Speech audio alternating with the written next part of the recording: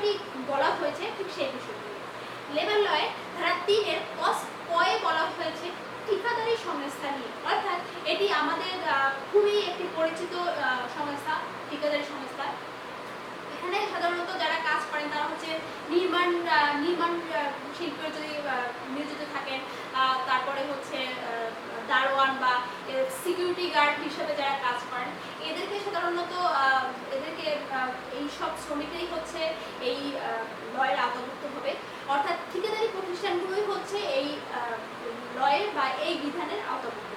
এক্ষেত্রে যেটা করতে হবে, আপনার ঠিকাদারি প্রতিষ্ঠানকে আপনি যদি এরকমের শ্রমিক নিয়োগ দিতে চান, কোনো নির্দিষ্ট ঠিকাদারি প্রতিষ্ঠানের কাছ থেকে একজন শ্রমিককে নিয়োগ দিতে পারেন, সেক্ষেত্রে ওই ঠিকাদারি প্রতিষ্ঠানকে অবশ্যই সরকার কর্তৃক 6 মাসের মধ্যে রেজিস্ট্রেশন করতে হবে এবং সরকার অনুমোদিত সেই রেজিস্ট্রেশন পদ্ধতি থাকতে হবে।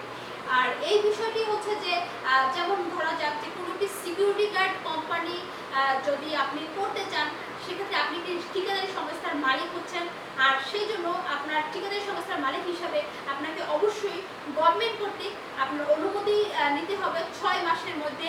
6 মাস পর যখন আপনি অনুমতি পেয়ে যাবেন, তারপরেই আপনি এ ধরনের একটি ব্যবসা প্রতিষ্ঠান চালু করতে পারেন। সেক্ষেত্রে একটি কথা বলে রাখি, যেটা খুবই গুরুত্বপূর্ণ, আপনি যদি ঠিকাদারি প্রতিষ্ঠান চালু করেন বা এ ধরনের প্রতিষ্ঠানের মালিক হয়ে থাকেন, আপনার নিয়োজিত যে শ্রমিকগুলো থাকবে এদের সকল দায় দায়িত্ব সবকিছু বহন কিন্তু আপনার মধ্যেই পড়বে। সুযোগ সুবিধা সরকারের কাছ থেকে বা আপনি যেই জায়গায় হচ্ছে এদেরকে নিয়োগ দিচ্ছেন, তাদের যে কাছ থেকে যে সুযোগ সুবিধা আদায়, সেগুলো সবকিছু কিন্তু আপনার উপরে বর্তায় যে আপনি কী ধরনের সুযোগ সুবিধা এই এদেরগুলো চাচ্ছেন বা আপনিই দিতে চাচ্ছেন। সুতরাং সেই বিষয়গুলো অবশ্যই একটু খেয়াল করবেন।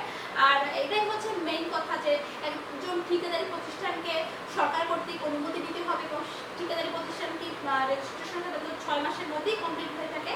আর আজকে তাহলে এ পর্যন্ত। আমার ভিডিও ভালো লেগে থাকলে অবশ্যই আমার চ্যানেলটিকে সাবস্ক্রাইব করতে ভুলবেন না, আর সেই সাথে কমেন্ট করে জানিয়ে দিন আপনার মতামত। ধন্যবাদ।